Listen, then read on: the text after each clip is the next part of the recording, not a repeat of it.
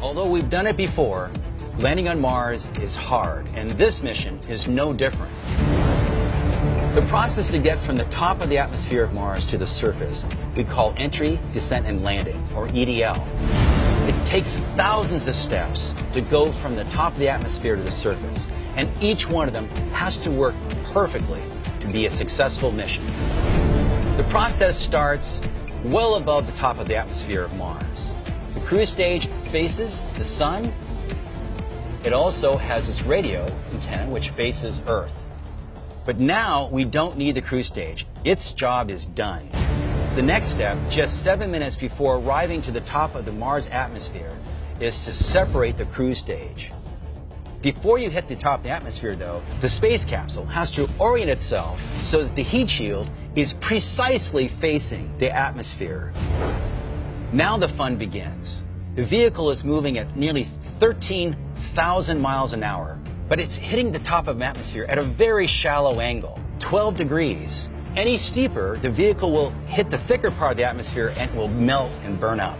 Any shallower, the vehicle will bounce off the atmosphere of Mars. At the very top of the atmosphere, it's about 70 miles above the surface of Mars, and the air is starting to get thicker and thicker and thicker. As it does that, the temperature on the heat shield gets well over 1,000 degrees centigrade, enough to melt steel.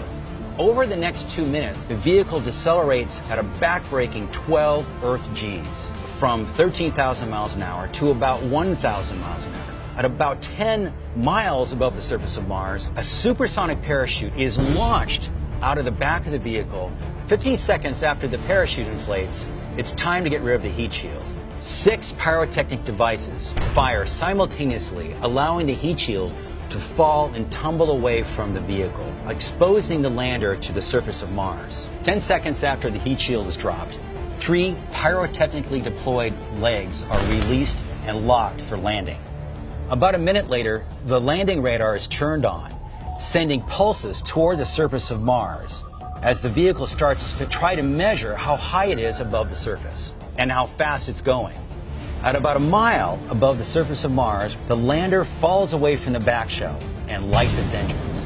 And very quickly, the vehicle must rotate out of the way so that the parachute and the back shell doesn't come down to hit it. The last thing that has to happen is that on the moment of contact, the engines have to shut down immediately. If they don't, the vehicle will tip over.